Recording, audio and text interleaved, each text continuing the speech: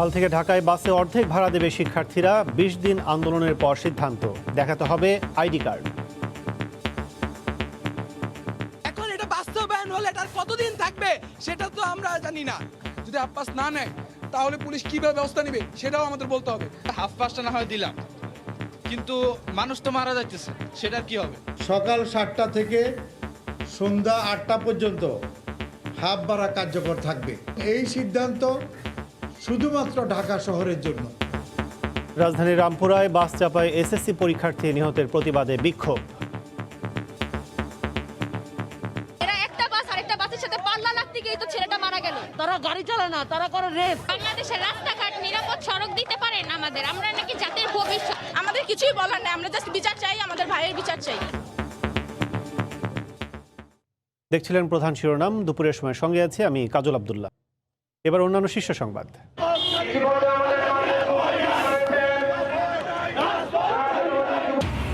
বেগম জিয়ার বিদেশে চিকিৎসার দাবিতে বিভাগীয় শহরে বিএনপির সমাবেশ। নয়াপল্টনে ছোট ছোট মিছিল নিয়ে যোগ দিচ্ছেন নেতাকর্মীরা।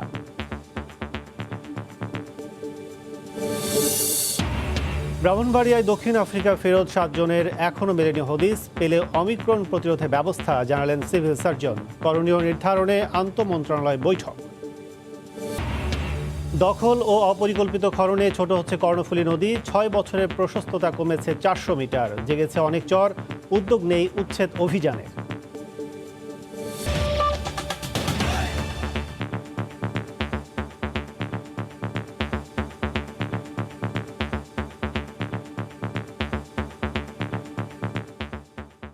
শিক্ষার্থীদের আন্দোলনের মুখে কাল থেকে বাসে হাফ ভাড়া কার্যকরের সিদ্ধান্ত নিয়েছে সড়ক পরিবহন মালিক সমিতি। তবে তা শুধু ঢাকায় কার্যকর হবে। সরকারি ও ঐচ্ছিক ছুটির দিনে এ সুবিধা পাবে না শিক্ষার্থীরা। মালিকদের এমন সিদ্ধান্তকে স্বাগত জানালেও আন্দোলনকারী শিক্ষার্থীরা এটিকে একটি সুনির্দিষ্ট নীতিমালায় আনার দাবি জানিয়েছেন। আর সড়ক পরিবহন ও সেতু মন্ত্রী বলেছেন, পথে শৃঙ্খলা ফেরাতে পরিবহন আইন সংস্কার করা হচ্ছে।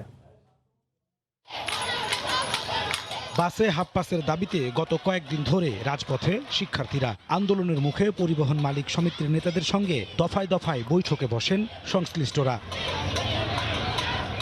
অবশেষে মঙ্গলবার সকালে সাংবাদিকদের মুখোমুখি হন ঢাকা মহানগর বাস মালিক সমিতির সাধারণ সম্পাদক খন্দকার এনায়েতুল্লাহ। জানান, বুধবার সকাল থেকে কার্যকর হবে হাফ পাস। প্রতিদিন সকাল 7টা থেকে রাত 8টা পর্যন্ত এ সুবিধা নিতে পারবে শিক্ষার্থীরা। তবে এ সময় শিক্ষার্থীদের নিজ নিজ প্রতিষ্ঠানের পরিচয়পত্র দেখাতে হবে।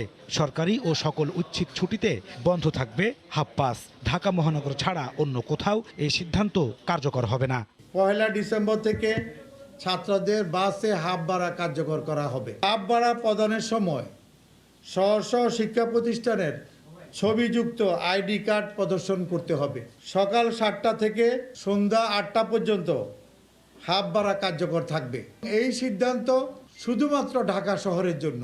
মালিক পক্ষের এই সিদ্ধান্তকে স্বাগত জানিয়েছে আন্দোলনকারী শিক্ষার্থীরা। তবে তা প্রজ্ঞাপন আকারে প্রকাশ করে মনিটরিংয়ের দাবি জানান তারা। খুশি, কিন্তু আমাদের সেফটিটা যে রাখতে হবে। এটা বাস্তবায়ন হলে এটা কতদিন থাকবে সেটা তো আমরা জানি না। এদিকে রাজধানীতে অন্য এক অনুষ্ঠানে সড়ক পরিবহন ও সেতু মন্ত্রী ওবায়দুল কাদের জানান, সড়কে শৃঙ্খলা ফেরাতে পরিবহন আইন সংস্কারের উদ্যোগ নেওয়া হয়েছে। সর্বোচ্চ মৃত্যুদণ্ডের যে বিষয়টি আছে সেটা সেই অবস্থায় থাকবে। যে সংশোধনটা, এটা হচ্ছে প্রতিবেশী দেশগুলোর যে আইন আছে তার সাথে সামঞ্জস্য রেখে নতুন করে আমরা বিষয়টাকে আনছি। এ সময় সড়ক দুর্ঘটনা রোধে চালক ও পথচারীদের সতর্ক হওয়ার আহ্বান জানান ওবায়দুল কাদের। নাজমুস সালেহী, সময় সংবাদ, ঢাকা। করোনা নতুন ভ্যারিয়েন্ট অমিক্রন রোধে আন্তঃমন্ত্রণালয় বৈঠক শেষে সচিবালয়ে ব্রিফ করছেন স্বাস্থ্যমন্ত্রী জাহিদ মালিক। সরাসরি যাচ্ছি তার কাছে। 120টি হাসপাতালে আমাদের সেন্ট্রাল অক্সিজেন লাইনও আছে। অক্সিজেনের পরিমাণও, লিকুইড অক্সিজেনের পরিমাণও এখনো অনেক, প্রায় 300 টনের কাছাকাছি বাংলাদেশ তৈরি করছে। কাজে এইদিকে আমরা কিছুটা হলেও আগের তুলনায় আমরা ভালো আছি এবং আমরা সেই ভালো থাকতে চাই এবং আমাদের পরীক্ষাও যথাযথভাবে চলছে। আজকে আলোচনার মধ্যে আমরা এই ওমিক্রন ভ্যারিয়েন্ট নিয়ে আমরা আলোচনা মূলত করেছি এবং কিছু ইতিমধ্যে আমরা আমরাও পরামর্শ আমরা দিয়েছি এবং অন্যান্য মন্ত্রণালয়ের ওনাদেরও আমরা পরামর্শ আমরা নিয়েছি। যেমন যে এখানে পররাষ্ট্র মন্ত্রণালয় সচিব মহোদয় ছিলেন, আমাদের স্থানীয় সরকার মন্ত্রণালয় সচিব মহোদয় ছিলেন, দুর্যোগ ত্রাণ মন্ত্রণালয়, শিক্ষা মন্ত্রণালয়, ওনারা পরিবেশ মন্ত্রণালয়, সকলেই ওনারা আলোচনা করেছেন। তা আমরা যা যা আলোচনা করেছি এই বিষয়ে আপনাদেরকে আর একটু বলি। সেটা হলো যে আমরা যে বিদেশ থেকে যখন আসবে, বিশেষ করে আফ্রিকার দেশের থেকে, মানে আফ্রিকান কন্টিনেন্ট থেকে অথবা সাউথ আফ্রিকা থেকে, সেখানে আমরা চাইব নিরুৎসাহিত করা এই মুহূর্তে, যাতে তারা না আসে এবং তাদের সাথে আমাদের কোনো ফ্লাইট যাতে না থাকে। এবং ওখান থেকে যারাই আসুক তাদেরকে 14 দিন কোয়ারেন্টাইনে থাকতে হবে বাধ্যতামূলক, এবং সেটা হোম কোয়ারেন্টাইন নয়, ইনস্টিটিউশনাল কোয়ারেন্টাইন, সেই ব্যবস্থা থাকতে হবে এবং সেই কোয়ারেন্টাইনটা ম্যানেজমেন্ট খুব শক্ত হতে হবে। এবং আমরা চাই যে সশস্ত্র বাহিনীর ব্যক্তিবর্গরা সেই কোয়ারেন্টাইন তারা ম্যানেজ করবে।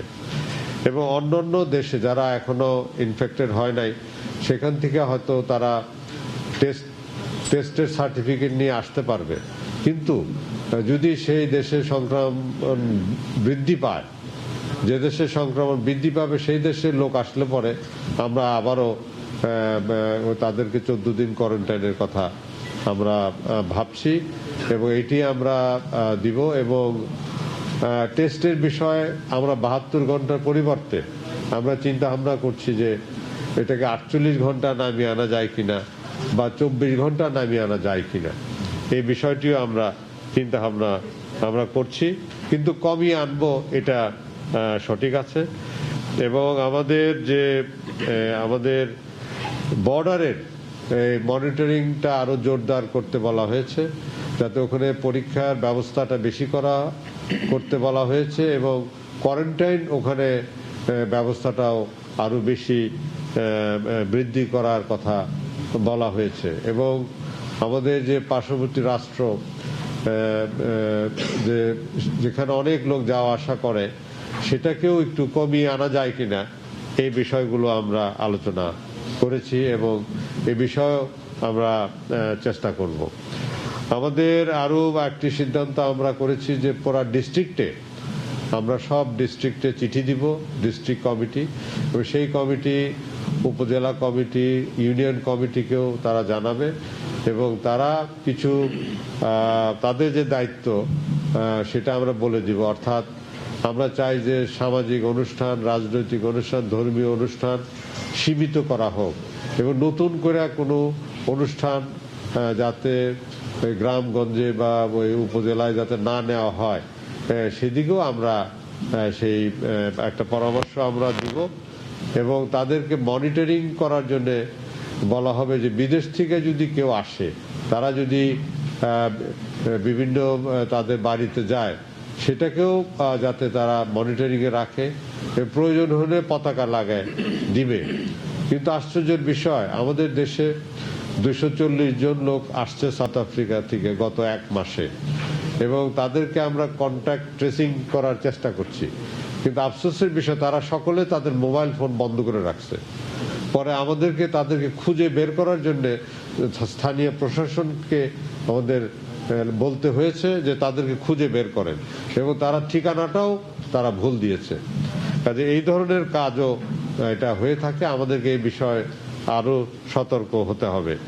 এবং আমরা এটাও বলেছি বিভিন্ন মন্ত্রণালয়, যেমন স্থানীয় সরকার মন্ত্রণালয় বা ধর্ম মন্ত্রণালয়, তারা জানি তাদের যে ওখানে মেয়র, উপজেলা চেয়ারম্যান এদেরকেও যাতে চিঠি লেখেন, বলেন যে সমস্ত আমাদের এখন করণীয় আছে সেগুলো জানি করে, যেমন সভা সমিতির কথা, মেলা, এগুলো যাতে এখন না করে, সীমিত করে, এই বিষয়গুলো বলা হবে। এবং মসজিদের মাধ্যমেও যাতে এই বিষয়ে আলোচনা হয়, ভুল মেসেজ না দেওয়া হয়, এটা ইসলামিক ফাউন্ডেশনের মাধ্যমে এটা করার জন্য আমরা অনুরোধ করেছি। স্কুলের বিষয়, কলেজের বিষয় এখন বর্তমানে যে অবস্থায় আছে সেই অবস্থায় আমরা রাখতে বলেছি এবং আমরা বৃদ্ধি করতে আমরা পরামর্শ দিয়েছি। যে স্কুলের যে দিনগুলো যাতে না বাড়ায় এবং পরবর্তী সিদ্ধান্ত না আসা পর্যন্ত।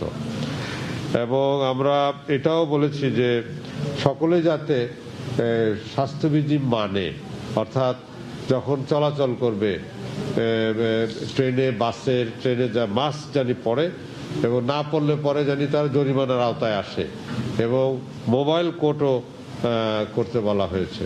এবং আমরা আমাদের ডিজি হেলথকে বলেছি যাতে তারা একটা মনিটরিং সেল তারা তৈরি করে, ন্যাশনাল মনিটরিং সেল। সে সেলের মাধ্যমে সমস্ত জেলা উপজেলা বা সব জায়গার তারা খোঁজ খবর রাখবে এবং তড়িৎ গতিতে তারা সিদ্ধান্ত নিবে। ওমিক্রন সতর্কতা নিয়ে সচিবালয়ে ব্রিফ করছিলেন স্বাস্থ্যমন্ত্রী। এতক্ষণ সরাসরি ছিলাম সেখানে। আবারও শিক্ষার্থীদের আন্দোলন প্রসঙ্গ। বাস চাপায় সহপাঠীর মৃত্যু মেনে নিতে পারছে না শিক্ষার্থীরা। বিচারের দাবিতে আজও উত্তাল রাজপথ। সকাল থেকেই রাজধানী রামপুরা সহ বেশ কিছু স্থানে বিক্ষোভ করেন তারা। স্লোগানে মিছিলে দাবি তোলেন সড়কে নিরাপত্তা নিশ্চিতের।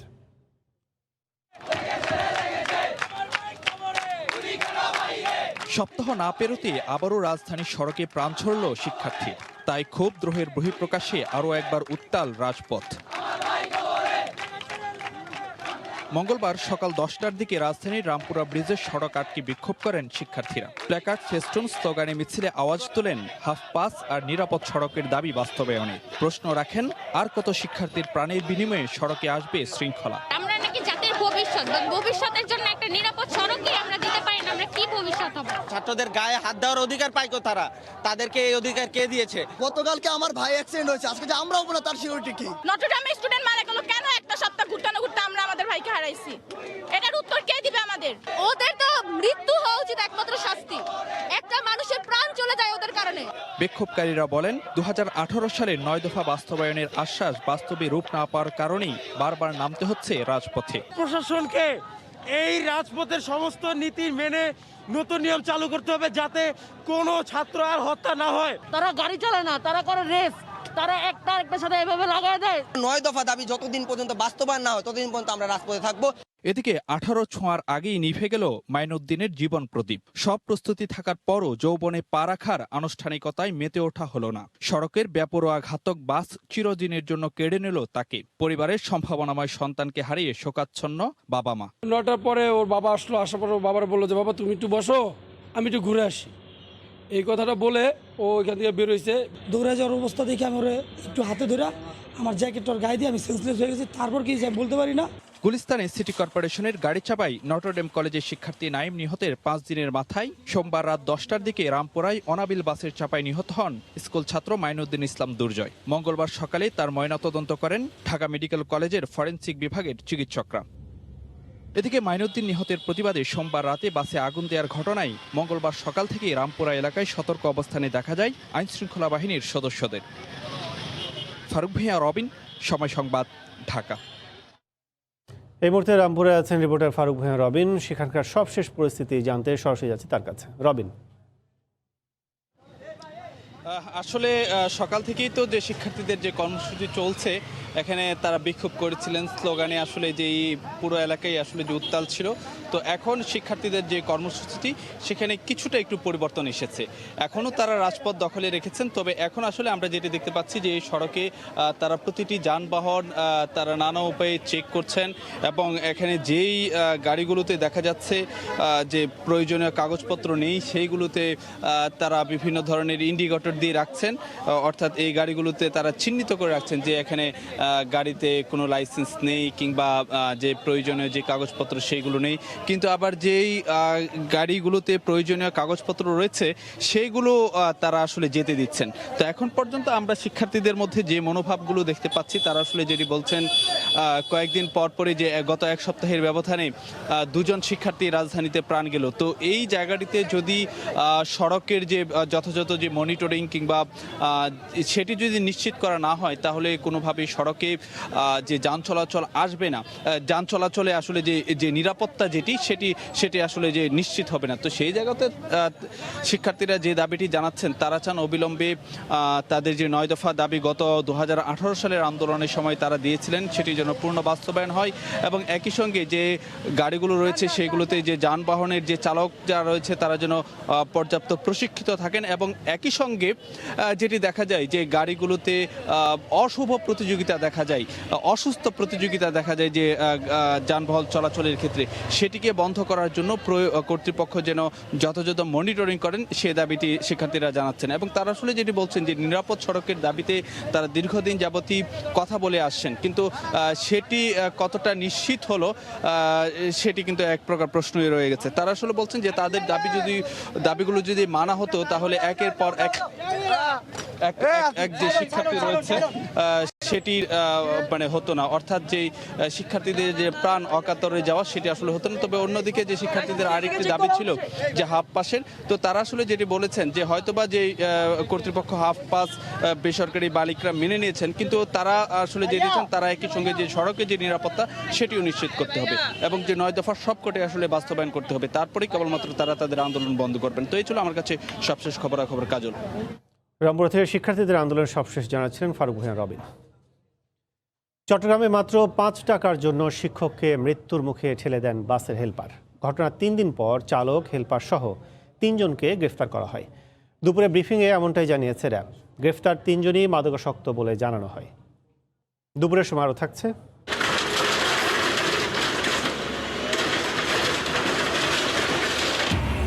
নাটোরের নারদ নদের তীরে অর্ধশত বসতবাড়ি উচ্ছেদ, জমি দখল করে গড়ে ওঠে অবৈধ স্থাপনা, বসবাসকারীদের জন্য পুনর্বাসনের ব্যবস্থা।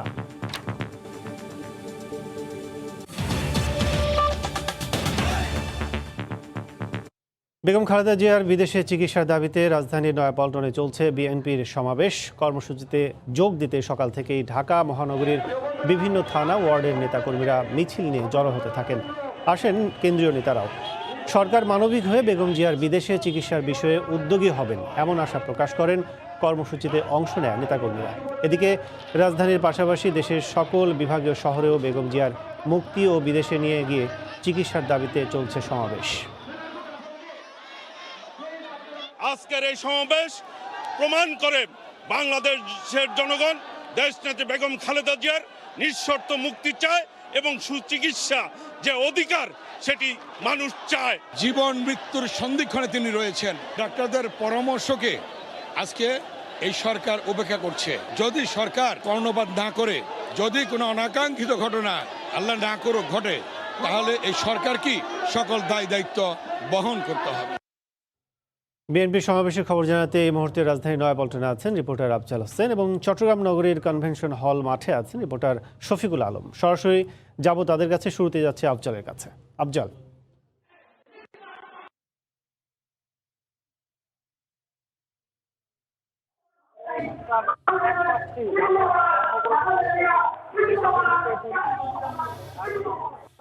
কেন্দ্রীয় নেতারা বক্তব্য দিচ্ছেন। বিএনপির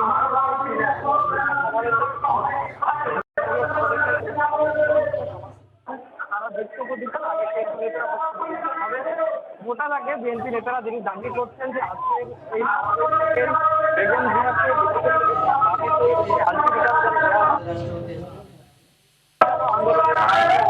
সেই দাবিটি কেন্দ্রীয় যারা তারা বলছেন যে বেগম দিন ধরে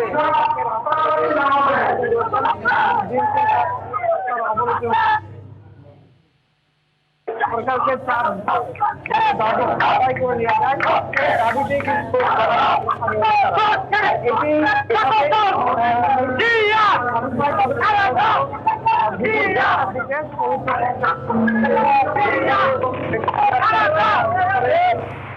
কিন্তু শুরু করা হয়েছে। এখন সেগুলো করা বক্তব্য কিছুক্ষণ পরে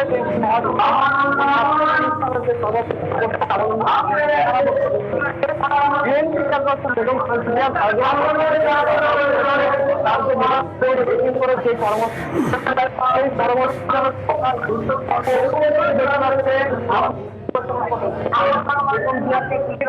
যুক্তরাষ্ট্র অথবা যুক্তরাষ্ট্রে করা হয়। সেটি হচ্ছে বিএনপির যে বিভাগীয় মহাসমাবেশ, সেই মহাসমাবেশ ইতিমধ্যে শুরু হয়ে গেছে। যে এই বিভাগের বিভিন্ন এলাকা থেকে কিন্তু নেতাকর্মীরা দলে দলে যে মিছিল সহকারে কিন্তু নেতাকর্মীরা তারা আসতে শুরু করেছে। বিশেষ করে পার্বত্য জেলা 3 জেলা বান্দরবান, খাগড়াছড়ি এবং কক্সবাজার সহ বিভিন্ন এলাকা থেকে কিন্তু নেতাকর্মীরা কিন্তু ইতিমধ্যে কিন্তু ব্যানার ফেস্টুন নিয়ে এখানে এসে তাদের একটাই দাবি, সেটি হচ্ছে বেগম খালেদা জিয়ার মুক্তির পাশাপাশি তার সুচিকিৎসার ব্যবস্থা করা। আপনি হয়তো জানেন এইখানে আজকে যে মঞ্চ হচ্ছে সেখানে মঞ্চের নেতৃত্ব দিচ্ছেন এখানে যে খন্দকার মোশাররফ হোসেন রয়েছে এবং এখানে বিএনপির মহানগর সভাপতি ডক্টর সাদাত হোসেন, নেতা কর্মীরা সবাই রয়েছেন। সবারই একটি উদ্দেশ্য, সেটি হলো বিএনপির চেয়ারপারসন বেগম খালেদা জিয়ার মুক্তি এবং তাকে সুচিকিৎসার ব্যবস্থা করে দেওয়া। আপনি হয়তো জানেন যে 2018 সালে কিন্তু 8 ফেব্রুয়ারি যে বেগম খালেদা জিয়ার 17 বছর যে দুটি মামলা যে সাজা হয়েছিল, সে এরপর 2020 সালে কিন্তু বেগম খালেদা অসুস্থ হওয়ার পর নির্বাহী আদেশে তাকে 6 মাসের জন্য মুক্তি দেওয়া হয়েছিল।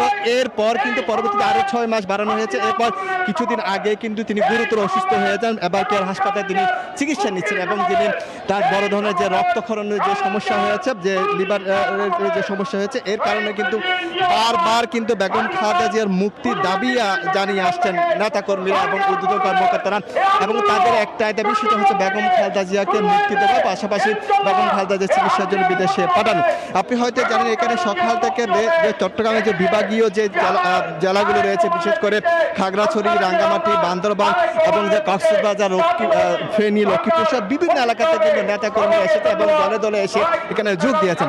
যদি এই সমাবেশটি হওয়ার কথা ছিল লালদিঘির পারে, এর পরবর্তীতে সিআরবিতে হওয়ার কথা ছিল, পরবর্তীতে গতকাল বিকেলে সিদ্ধান্ত হয়েছে এই সমাবেশটি হবে নগরীর কেবি কনভেনশন হলে। সেই কনভেনশন হলে এখন কিন্তু সেই সমাবেশ ইতিমধ্যে শুরু হয়ে গেছে এবং বিভিন্ন জেলা থেকে নেতাকর্মীরা এখানে এসেছেন। সবাই এখানে স্লোগানে পুরো এলাকা মুখরিত করে রেখেছেন। সবারই একটি দাবি, সেটি হচ্ছে প্রাণের দাবি। তারা বলছেন যে বেগম খালেদা জিয়া 3 বারের প্রধানমন্ত্রী, তাকে যেন মুক্তি দেওয়া হয় এবং তারা এটি বলছেন যে আসলে সরকার চাইলে যে কোনোভাবে তাকে মুক্তি দিতে পারে। যদিও সরকারের পক্ষ থেকে বলা হচ্ছে তাকে যে বিদেশে যেতে পারবে না, সেই শর্তে কিন্তু তাকে যে কারাগার থেকে খালাস দেওয়া হয়েছে, অর্থাৎ চিকিৎসার জন্য তাকে বাইরে রাখা হয়েছে।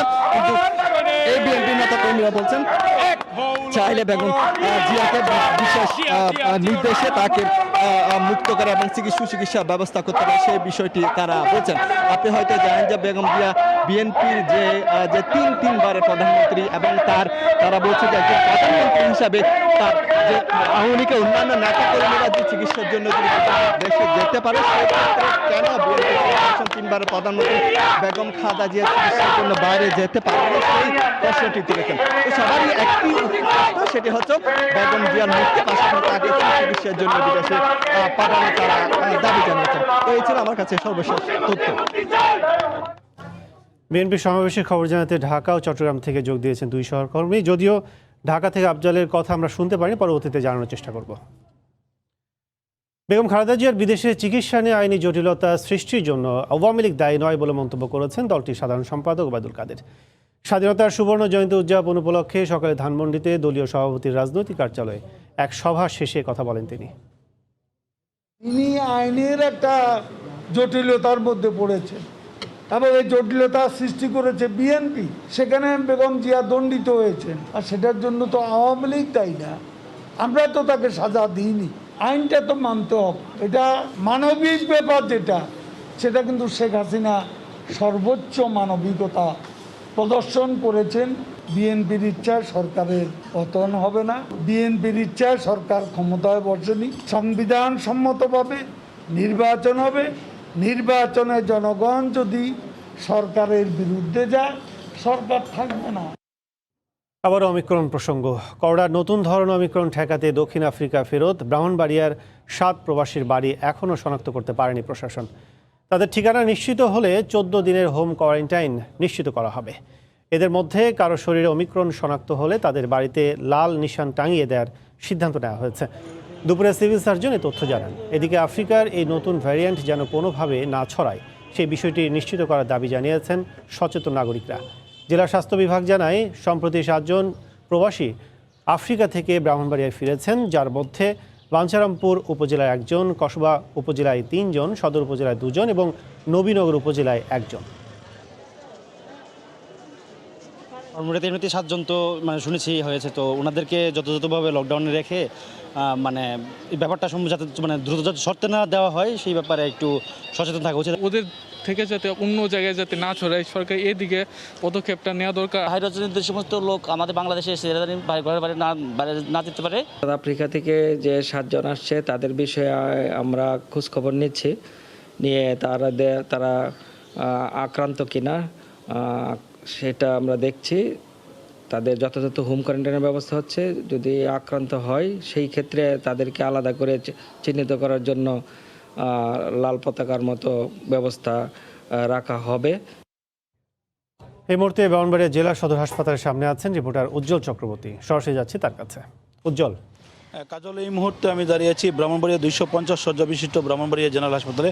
আপনাকে জানিয়ে রাখি যে সম্প্রতি সময়ে যে আফ্রিকা মহাদেশে যে করোনার নতুন ধরন যে ওমিক্রন ভাইরাসের যে অস্তিত্ব মিলেছে, সেই অস্তিত্ব মেলার পরে কিন্তু বাংলাদেশের স্বাস্থ্য বিভাগ কিন্তু নড়েচড়ে বসেছে। এর অংশ হিসাবে কিন্তু ব্রাহ্মণবাড়িয়া স্বাস্থ্য বিভাগও বেশ নড়েচড়ে বসেছে। সম্প্রতি সময়ে ব্রাহ্মণবাড়িয়া জেলায় আফ্রিকা থেকে 7 জন প্রবাসী বাংলাদেশি নিজ এলাকায় তাদের এলাকায় এসেছে। আমরা জানতে পেরেছি ব্রাহ্মণবাড়িয়া বাঞ্ছারামপুরে 1 জন, কসবা 3 জন, নবীনগরে 1 জন, ব্রাহ্মণবাড়িয়া সদর উপজেলায় 2 জন সহ মোট 7 জন প্রবাসী আফ্রিকা মহাদেশ থেকে তাদের নিজ এলাকায় ব্রাহ্মণবাড়িয়ার স্ব এলাকায় তারা অবস্থান করছে, যার কারণে কিন্তু ব্রাহ্মণবাড়িয়া স্বাস্থ্য বিভাগের পক্ষ থেকে পদক্ষেপ নেওয়া হয়েছে। ইতিমধ্যেই তাদের বাড়ি শনাক্তকরণের কাজ চলছে। আসলে তারা কোথা থেকে কবে কীভাবে আসছে তাদের সেই বাড়ি ঠিকানা কিন্তু সংগ্রহ করে তাদের যে কার্যক্রম সেটি কিন্তু স্বাস্থ্য বিভাগ শুরু করেছে।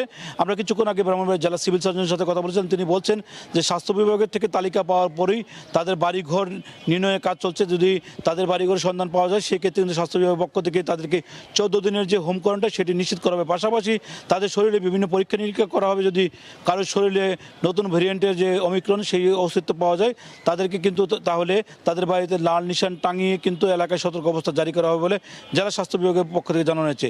জেলা সিভিল সার্জন মোহাম্মদ একরামুল্লাহ কিছুক্ষণ আগে আমাকে বলেছেন যে বিষয়টি পুলিশকে জানানো হয়েছে। তারা এই হোম কোয়ারেন্টাইন এবং যে কার্যক্রম পদক্ষেপ স্বাস্থ্য বিভাগের নির্দেশনা অনুযায়ী কার্যকর যে পদক্ষেপ গ্রহণ করা হবে সেটি নিশ্চিত করার জন্য পুলিশ বিভাগের কাছ থেকে সহযোগিতা চাওয়া হয়েছে। পুলিশ বিভাগের সাথে নিয়েই তারা স্ব উপজেলা নির্বাহী কর্মকর্তা, স্বাস্থ্য বিভাগের কর্মী তাদেরকে নিয়ে যারা প্রবাস ফেরত তাদের বাড়িতে গিয়ে তাদের হোম কোয়ারেন্টাইন নিশ্চিত করবেন। পাশাপাশি এবং তাদের পরীক্ষা নিরীক্ষা করা হবে। যদি কারো শরীরে ওমিক্রনের অস্তিত্ব পাওয়া যায় সেক্ষেত্রে লাল নিশানটা নিয়ে সতর্ক অবস্থা জারি করা হবে। পাশাপাশি যে সীমান্ত অঞ্চল আছে ব্রাহ্মণবাড়িয়া আখাউড়া, সেই সীমান্ত আখাউড়া স্থলবন্দরে কিন্তু যে যারা ভারত থেকে যাত্রীরা আসা যাওয়া করছে তাদেরকে সতর্ক অবস্থা থেকে তাদের পরীক্ষা নিরীক্ষা করা হবে বলে সিভিল সার্জনের পক্ষ থেকে আমাদেরকে জানানো হয়েছে। তো এই ছিল ব্রাহ্মণবাড়িয়া থেকে আমার কাছে ওমিক্রনের সর্বশেষ খবরাখবর। ব্রাহ্মণবাড়িয়া থেকে যোগ দিয়েছিলেন সহকর্মী উজ্জ্বল চক্রবর্তী। অবৈধ দখল আর অপরিকল্পিত খননে দিন দিন ছোট হচ্ছে কর্ণফুলী নদী। গত 6 বছরে প্রশস্ততা কমেছে 400 মিটার। নদীর বুকে পলি জমে সৃষ্টি হয়েছে অসংখ্য চর। হাইকোর্টের নির্দেশে 2019 সালে কিছু অবৈধ দখলদার উচ্ছেদ করলেও নানা জটিলতায় থমকে আছে তা। আশরাফুল আলম মামুনের ক্যামেরায় শফিকুল আলমের রিপোর্ট। বন্দরে প্রাণ কর্ণফুলী নদীর বুকে জেগেছে চর। পার দখল করে গড়ে উঠছে অবৈধ স্থাপনা, তৈরি হচ্ছে বালুর মহাল। ফলে প্রতিনিয়ত ছোট হচ্ছে কর্ণফুলী নদীর প্রশস্ততা, বদলে যাচ্ছে গতিপথ, কমছে নাব্যতা। কাঁচারা ময়লা এগুলো নামতেছে, ময়লা আবর্জনাগুলো এখানে পড়তেছে, সেজন্য এখানে ভরাট হয়ে যাচ্ছে। বারবার আমরা দেখি সরকারের পক্ষ থেকে উদ্যোগ নেওয়া হয়, কিন্তু সেই উদ্যোগটা মাঝপথে থেমে যায়। নানা কারণে থেমে যায়, কারণগুলো আমরা জানি, কিন্তু এক্ষেত্রে সরকারের শক্ত অবস্থান আমরা আশা করছি। চট্টগ্রাম নদী ও খাল রক্ষা আন্দোলনের এক জরিপ বলছে 2014 সালে শাহ আমানত সেতু এলাকায় কর্ণফুলী নদীর প্রশস্ততা ছিল 886 মিটার, এখন কমে দাঁড়িয়েছে 510 মিটারে। চাকতাই খালের মুখে প্রশস্ততা 898 থাকলেও কমে এখন 436 মিটারে। ভরে গেছে 20% নদীর তলদেশ। এ অবস্থায় আইনি লড়াইয়ে যাওয়ার ঘোষণা নদী সংশ্লিষ্টদের। প্রায় 2100 থেকে 2200 মতো অবৈধ স্থাপনাগুলো আছে। এগুলো উচ্ছেদ করার জন্য আমরা জেলা প্রশাসককে বলেছি, আমরা বিভাগীয় কমিশনারকে বলেছি এবং হাইকোর্ট থেকে আবার নির্দেশনা চাইব। নদী গবেষকদের মধ্যে সরকারি বেসরকারি বিভিন্ন প্রতিষ্ঠান কর্ণফুলী দখলের কারণে কমছে নদীর প্রশস্ততা। অপরিকল্পিত খনন ও তলদেশে পলিথিনের স্তরও এর জন্য দায়ী। প্রায় 20% তলদেশ ভরে গেছে। এখন সেই কারণেই কিন্তু জলোচ্ছ্বাসে কিন্তু জোয়ার ভাটায় কিন্তু পানিতে ঢুকে এটা বের হতে চায় না দক্ষিণ চট্টগ্রামে। হাইকোর্টের এক নির্দেশে 2019 সালে 230টি অবৈধ স্থাপনা উচ্ছেদ করে 10 একর ভূমি উদ্ধার করে জেলা প্রশাসন। এখনও 1951টি অবৈধ স্থাপনা রয়ে গেছে। শফিকুল আলম, সময় সংবাদ, চট্টগ্রাম। নাটোরের নারদ নদের তীর দখলমুক্ত করতে শুরু হয়েছে উচ্ছেদ অভিযান। প্রথম দিনই 49টি অবৈধ স্থাপনা গুড়িয়ে দিয়েছে প্রশাসন। তবে এসব স্থাপনায় বসবাসকারীদের পুনর্বাসন করা হবে বলে জানিয়েছেন জেলা প্রশাসক। আল মামুনের পাঠানো তথ্য, জাহিদুল ইসলাম সুমনের ছবি নিয়ে রিপোর্ট। শক্তিশালী এক্সাভেটর দিয়ে একে একে গুড়িয়ে ফেলা হয় বসতবাড়ি সহ বিভিন্ন স্থাপনা। নারদ নদের জায়গা দখল করে গড়ে তোলা হয় এসব স্থাপনা। মঙ্গলবার সকালে কুড়িগ্রাম শহরের হেমাঙ্গিনী ব্রিজ এলাকা থেকে শুরু হয় উচ্ছেদ অভিযান। অভিযানের নেতৃত্ব দেন জেলা প্রশাসকের নির্বাহী ম্যাজিস্ট্রেট খালিদ হাসান। জানান, নদী রক্ষায় উচ্চ আদালত এবং সরকারি নির্দেশনা অনুযায়ী অবৈধ দখলদারদের বিরুদ্ধে এই অভিযান অব্যাহত থাকবে। এই বিষয়ে সরকারের যেমন নির্দেশনা আছে, হাইকোর্টের নির্দেশনা আছে যে আমাদের নদীকে বাঁচাতে হবে, আর নারদ নদ নাটোরের একদম প্রাণকেন্দ্রে রয়েছে, সেটিকে পুনরুদ্ধারের চেষ্টা জেলা প্রশাসন করছে। এর আগে অনেক আমাদের উচ্ছেদ হয়েছে এবং এটা চলমান থাকবে। পুরো নারদ যে পর্যন্ত না হবে, দখলমুক্ত না হবে, এ পর্যন্ত এই অভিযান চলবে। এদিকে নারদ নদের তীরে বসতবাড়ি হারিয়ে এখন খোলা আকাশের নিচে বসবাস করছেন নিম্ন আয়ের মানুষ। জিনিসও বের করার সময় দিল না, সব ভেঙে চুরমার খেতে দিল। কোন জায়গা যাবো আমি? আমরা গরিব মানুষ, আমাদের থাকার জায়গা নাই। আমরা নদীর ধারে থাকি, তাও এখান থেকেও আমাদের উঠা দিচ্ছে, তাহলে আমরা থাকবো কোথায়? আমরা কোথায় যাবো? আমাদের জায়গা জমি থাকলে কি আমরা অন্য জায়গায় যাইতাম? অবশ্য জেলা প্রশাসন থেকে উচ্ছেদকৃত দরিদ্রদের বাসস্থানের ব্যবস্থা নেওয়া হবে। যারা অবৈধভাবে বসবাস করছে, যারা গৃহহীন, তাদেরকে আমরা অন্যত্র পুনর্বাসনের ব্যবস্থা গ্রহণ করছি। আশা করি তারা সেখানে পুনর্বাসিত হবে। নারদ নদের প্রায় 33 কিলোমিটার এলাকায় প্রায় 2000 অবৈধ স্থাপনা চিহ্নিত করা হয়েছে। প্রথম দিনে 49টি স্থাপনা উচ্ছেদ করা হয়। সময় সংবাদ, নাটোর।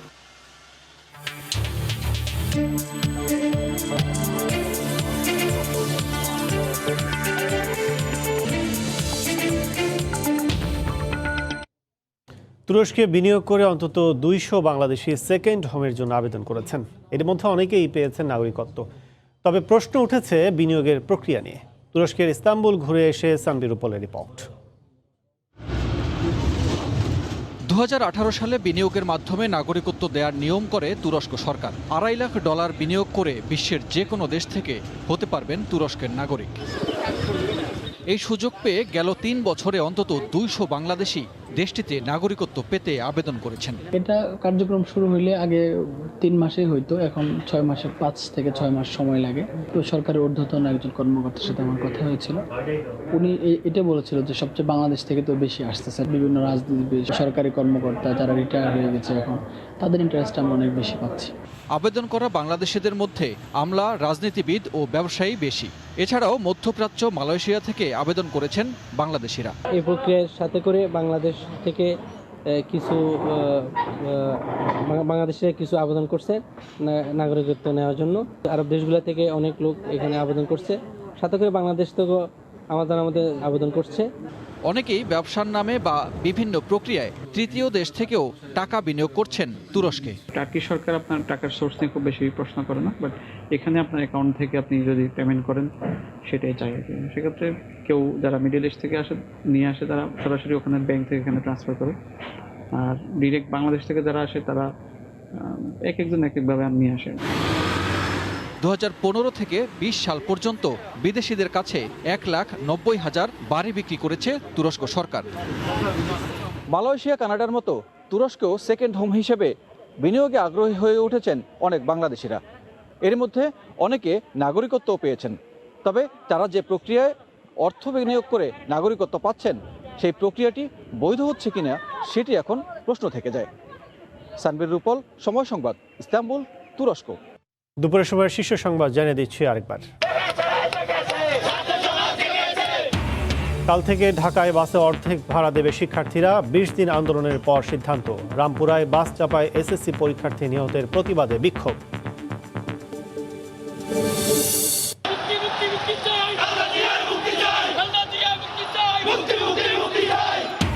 বেগম জিয়ার বিদেশে চিকিৎসার দাবিতে বিভাগীয় শহরে বিএনপির সমাবেশ, ছোট ছোট মিছিল নিয়ে যোগ দিচ্ছেন নেতাকর্মীরা। দলীয় চেয়ারপারসনের মুক্তি দাবি। এবং অমিক্রন সংক্রমিত দেশ থেকে ফিরলেই সশস্ত্র বাহিনীর তত্ত্বাবধানে রাখা হবে কোয়ারেন্টিনে, জানালেন স্বাস্থ্যমন্ত্রী। সামাজিক অনুষ্ঠান সীমিত করার পরামর্শ। এই ছিল দুপুরের সময়, সঙ্গে থাকুন সময়ের।